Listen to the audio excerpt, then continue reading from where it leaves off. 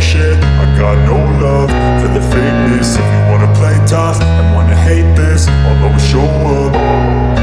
I don't ever slow up. Assalamualaikum warahmatullahi wabarakatuh. Alhamdulillah, wa syukurillah, la haula wala quwata illa billah. Hai sobat duta balap, apa kabar sobatku semua?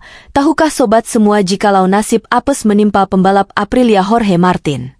Baru pulih dari cedera dan bisa kembali ke lintasan MotoGP, Martin harus mengalami crash di seri perdananya musim ini di MotoGP Qatar. Gara-gara kecelakaan itu, juara MotoGP 2024 tersebut mengalami trauma dada dan menderita cedera 6 patah tulang. MotoGP Qatar yang digelar di sirkuit Lusail akhir pekan lalu seharusnya menjadi titik balik seorang Martin. Ya, pada seri itu menandai kembalinya Martin ke sirkuit balap usai dirinya absen pada 3 seri MotoGP 2025 yang sudah digelar, Thailand, Argentina, Amerika. Pada awal musim Martin mengalami menderita patah tulang dan cedera pada pergelangan tangan kirinya saat menjalani sesi latihan pada MotoGP Thailand. Gara-gara itu dia harus naik meja operasi dan menjalani pemulihan yang mengakibatkan harus absen pada 3 seri awal MotoGP musim ini. Seiring berjalan waktu, cedera Martin mulai pulih dan timnya memberikan kesempatan kepada dirinya untuk turun di seri keempat yang berlangsung di Qatar. Adaptasi Martin sekembalinya dari cedera berjalan cukup baik. Martin berhasil menempati posisi ke-14 di sesi kualifikasi, tepat di bawah rekan setimnya, Marco Bezzecchi. Di sesi sprint race, Martin juga menampilkan performa impresif. Dia sempat berada di sekitar posisi 10 besar, tapi kemudian harus tercecer dan finish di urutan ke-16. Pembalap asal Spanyol itu pun mendapatkan 1 poin. Poin pertamanya musim ini. Petaka terjadi pada balap utama hari Minggu. Dikutip dari Crash, Martin terjatuh saat melewati tikungan cepat di tikungan 12 di tikungan kanan pada lap ke-14. Gara-gara itu, Martin disebut mengalami trauma dada dan harus dibawa ke rumah sakit. Jorge Martin mengalami trauma dada, sang pembalap dalam keadaan sadar tanpa masalah dengan anggota tubuhnya. Dia mengalami memar tulang rusuk pada toraks kanan dengan pneumotoraks. Dia akan dibawa ke rumah sakit untuk menjalani CT scan guna penyelidikan lebih mendalam, tulis pernyataan Aprilia. Kabar terbaru dari Aprilia menyatakan Martin akan tetap berada di rumah sakit di Doha, Qatar, selama beberapa hari untuk perawatan paru-parunya yang mengalami kolaps. Martin menjalani pemindaian CT yang menunjukkan peningkatan pneumotoraks, sehingga perlu dilakukan pemasangan drainase pada aspirasi. Pembalap tersebut harus tetap menjalani observasi selama beberapa hari di rumah sakit hingga pneumotoraksnya pulih, sambung pernyataan Aprilia. Tim kemudian mengonfirmasi bahwa Martin juga didiagnosis dengan 6 patah tulang rusuk. Pemeriksaan akhir juga menunjukkan adanya 6 patah tulang lengkung kosta posterior kanan dari 1 hingga 6. Tukasnya. Nah sobat semua, pembalap tim Ducati Lenovo, Marc Marquez berhasil berjaya di balapan utama MotoGP Qatar 2025. Menurut Marquez, strateginya yang menahan diri di awal dan baru tancap gas di akhir balapan berjalan sukses. Mungkin banyak yang mengira pada awal balapan Marquez kesulitan hingga disalip beberapa rider. Namun, ternyata itu adalah strategi Marquez untuk menghemat ban dan baru gaspol ketika 5 lap terakhir. Terbukti strategi itu berhasil dan ia menang di seri keempat MotoGP 2025 tersebut. Marquez tampil apik pada balapan yang berlangsung di sirkuit Lusail, Senin, 14 April 2025, dini hari waktu Indonesia bagian Barat. Rider berjuluk The Baby Alien itu sempat bersaing sengit dengan Francesco Bagnaia, Franco Morbidelli, dan Maverick Vinales. Sampai akhirnya, Marquez menutup balapan dengan podium pertama diikuti Vinales dan Bagnaia.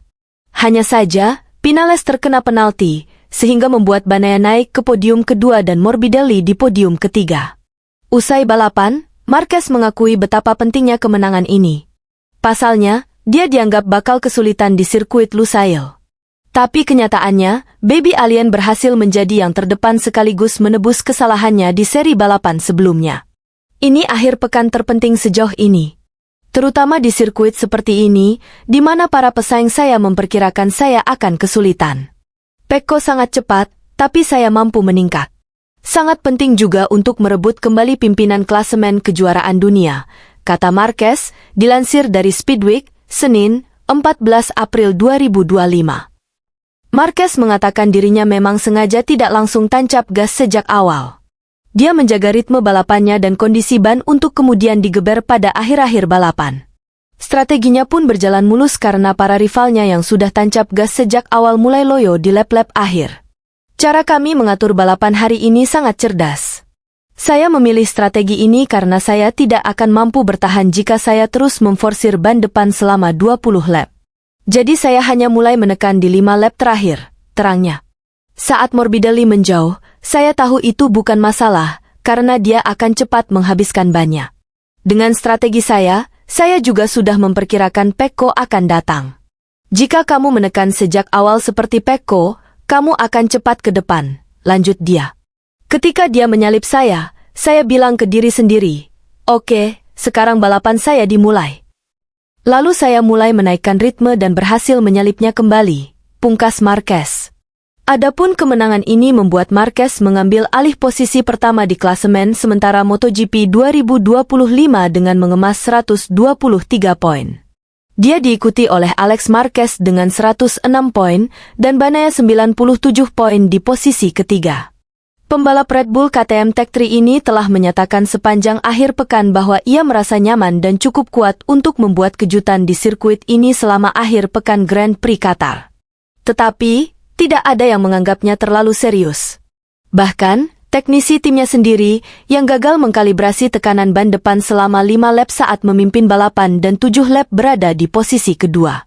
Race Direction yang curiga segera meluncurkan investigasi atas kemungkinan pelanggaran peraturan yang berakibat pada hukuman penalti 16 detik yang membuatnya turun dari posisi kedua ke P14. Masalah tekanan, ban, itu bukan tugas saya, tandas Maverick Vinales. Itu terserah para teknisi, saya hanya melakukan tugas saya.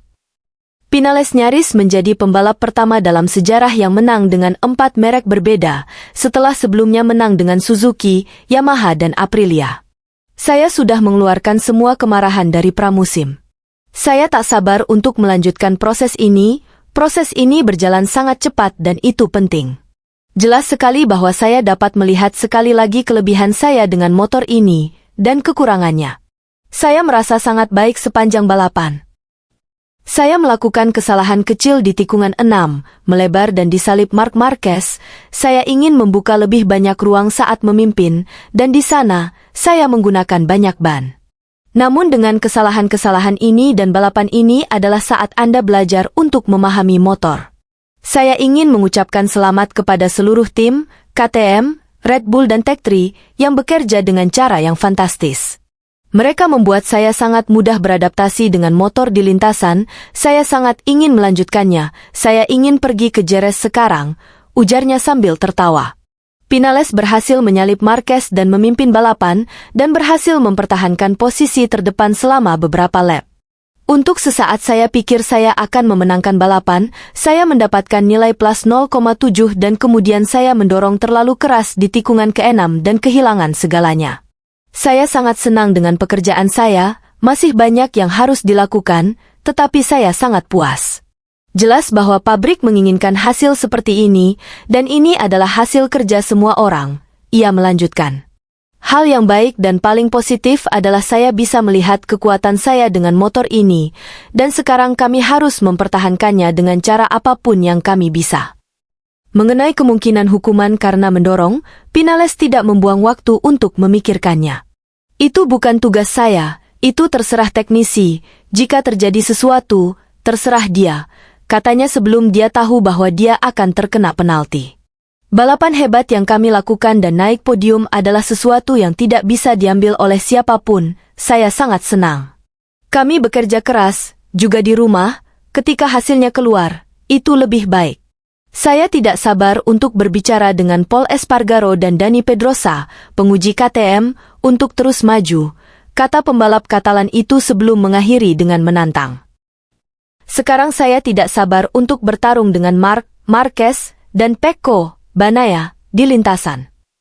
Nah Sobat Duta Balap, sampai juga kita di ujung video ini. Like video ini, share di media sosial sobat semua, subscribe dan nyalakan lonceng notifikasinya. Kita ketemu di video selanjutnya. Akhirul kalam, assalamualaikum warahmatullahi wabarakatuh.